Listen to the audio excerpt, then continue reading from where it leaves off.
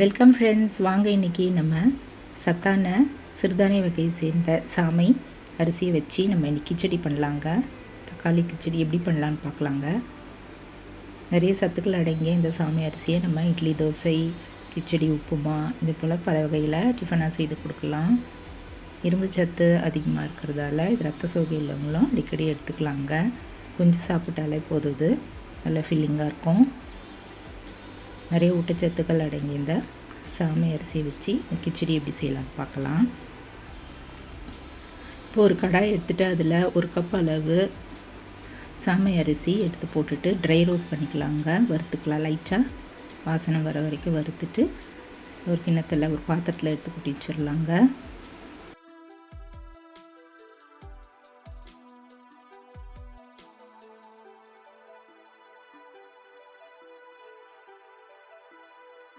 அதில் கொஞ்சமாக தண்ணி ஊற்றிட்டு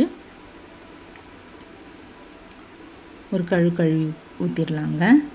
நல்லா அலசிட்டு நல்லா கீழே ஊற்றிடலாம். இப்போது இது அப்படியே ஊறட்டும்.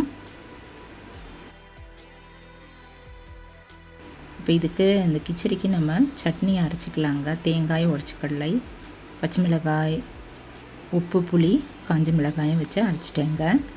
நல்லா நைஸாக இதுக்கெல்லாம் அரைச்சிட்டு பாத்திரத்தில் எடுத்து வச்சிடலாம். இதில் எண்ணெயில் கடுகு, உளுத்தம்பருப்பு, கருவேப்பிலையெல்லாம் போட்டு தாளிச்சிட்டு இந்த சட்னி மேலேயும் ஊற்றிடலாங்க.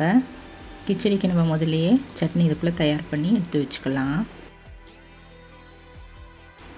இப்போ கிச்சடிக்கு வேண்டிய பொருள்லாம் எடுத்து வச்சிடலாங்க. ஒரு தக்காளி, 2 பச்சை மிளகாய், 2 பூண்டு, கொஞ்சமாக இஞ்சி இதெல்லாம் எடுத்து வச்சுக்கலாங்க.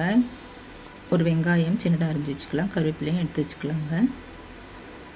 இப்போ மிக்ஸி ஜாரில் இந்த பூண்டு, பச்சை மிளகாய், இஞ்சி இது போட்டு லைட்டாக இப்படி அரைச்சிக்கலாம்.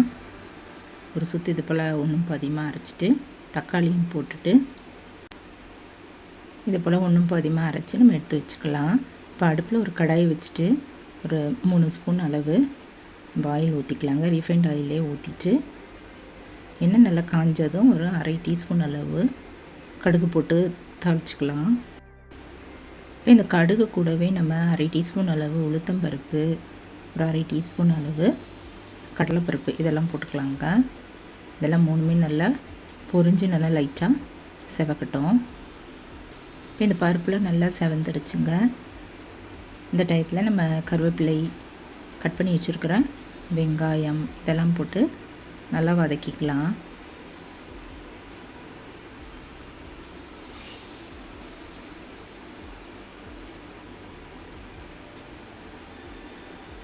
நல்லா 2 நிமிஷம் வரைக்கும் நல்லா வதக்கிக்கலாங்க.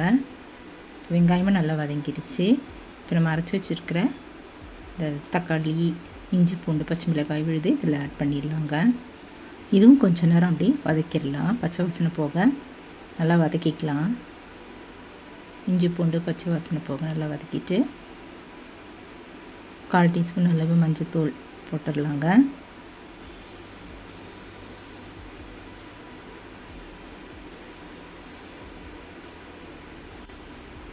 இது நல்லா வதங்கின பிறகு நம்ம வறுத்துட்டு கழுவி வச்சுருக்கிற சாமை அரிசியை இதில் போட்டுடலாம். போட்டுட்டு ஒரு 1/2 டீஸ்பூன் அளவு கல்லுப்பு இதில் சேர்த்துடலாங்க. போட்டுட்டு இதையும் நம்ம ஒரு 2 நிமிஷம் வரைக்கும் அடுப்பில் வச்சுட்டு நல்லா வதக்கிக்கலாங்க.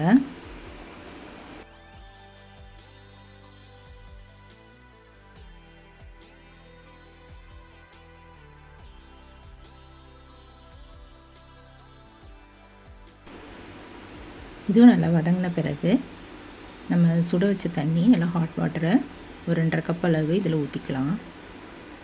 ஒன்றுக்கு ஒரு 2.5 கப் அளவு தண்ணி ஊற்றிக்கலாங்க. நல்லா சூடான தண்ணியை ஊற்றிடலாம். ஊற்றிட்டு கலந்துக்கலாங்க. உப்பு பத்தலைன்னா கூட இதில் இன்னும் கொஞ்சமாக ஆட் பண்ணிக்கலாம். நல்லா கலந்துட்டு மூடி வச்சிடலாம். மீடியம் ஃப்ளேம்லேயே நல்லா வேகட்டுங்க. நல்லா கொதிக்கட்டும். மூடி வச்சிடலாம். அடிப்பிடிக்காமல் நம்ம அடிக்கடி இதை ஓப்பன் பண்ணிவிட்டு கிளறிக்கலாங்க. நடுவில் ஒரு 2-3 தடவை நல்லா கலந்துடலாம்.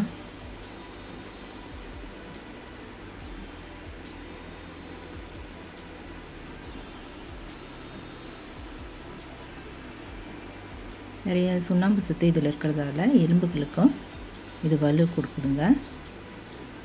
இது பிளட் சுகர் லெவலில் கண்ட்ரோல் பண்ணுறதால சுகர் உள்ளவங்க, டயபிட்டிஸ் உள்ளவங்க வந்து இது அடிக்கடி எடுத்துக்கலாங்க, ரொம்ப நல்லது.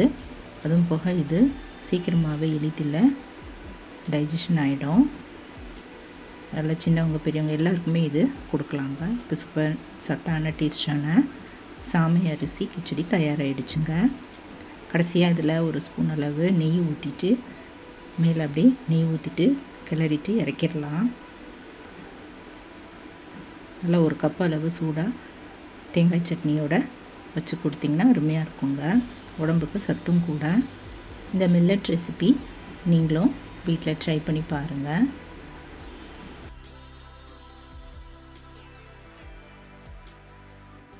உங்களுக்கு இந்த வீடியோ பிடிச்சதுன்னா என்னுடைய சேனலான குக்கிங் வித் சித்ரா அன்பு சேனலை சப்ஸ்கிரைப் பண்ணிக்கோங்க. தேங்க்ஸ் ஃபார் வாட்சிங். நம்ம அடுத்த வீடியோவில் பார்க்கலாம். நன்றி, வணக்கம்.